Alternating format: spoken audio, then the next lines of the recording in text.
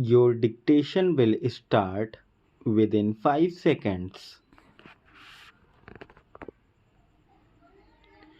Mr. Deputy Chairman, sir, I think the House will agree with me that the Health Minister, while piloting this bill to us, made a very brilliant and studied presentation and explanation on the various provisions of this bill, and I wish to join other honorable members in congratulating warmly the Health Minister for the initiative and imagination with which he has been dealing with these terrible problems. It is a good measure in the right direction because of the fact that several of the honorable members who have spoken before me have touched on the various aspects of the law. I would rather view this piece of legislation more from human and philosophical angles than from a purely legalistic angle. A piece of legislation such as this, which is a social economic legislation, obviously is to be preceded by public opinion. I understand that it is only the pressure of the public opinion which has compelled the government to proceed in the right direction, and they have rightly done, but it is the continuous pressure of public opinion which will make the government find out what are the effective ways and provisions in the legislation and what are the defective things which can be later on removed by further amendments.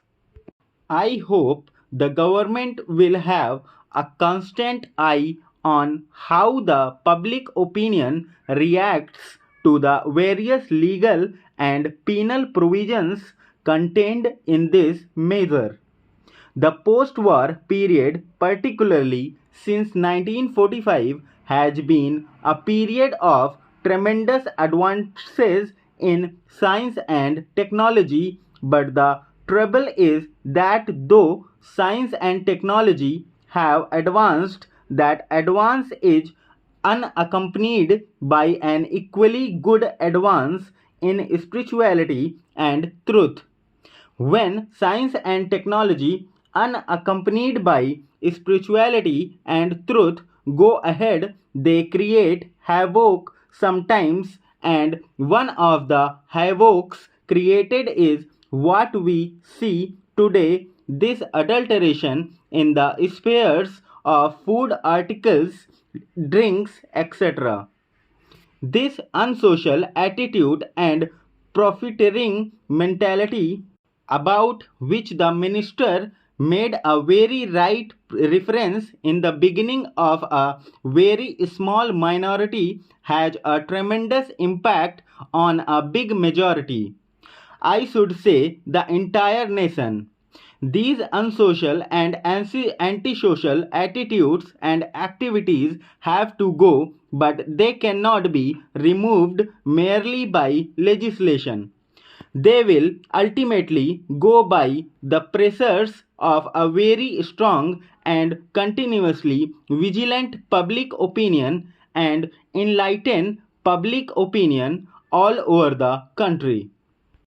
As I said, I was going to view this piece of legislation from a philosophical angle. I feel that today ours is not only an atomic age, this is also an age of indifference.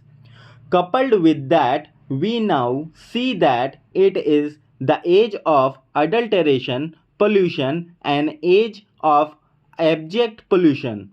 We find that citizens, even when their interests are concerned, are not interested in trying to eradicate those dangers or defects.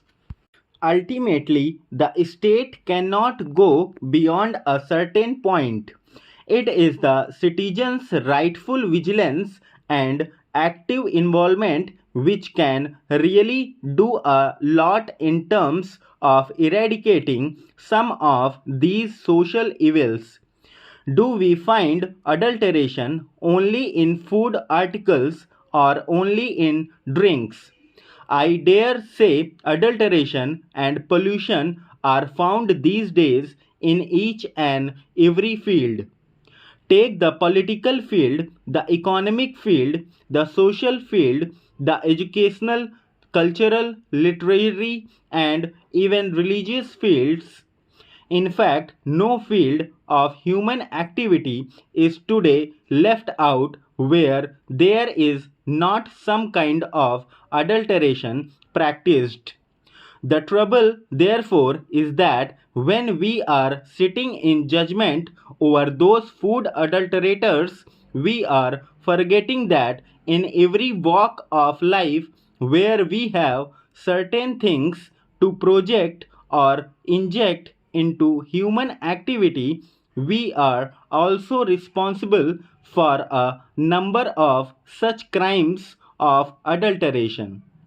Therefore, I feel that when we look at this problem, we should not forget to look at this problem in its totality also. When it comes to food and drinks adulteration, I want today that it is not only injurious to health but it means slow and systematic and final death. Death may come at the end, but before it come, finally the man is failing in health, failing in the energy, and failing in exhibition because of the adulteration.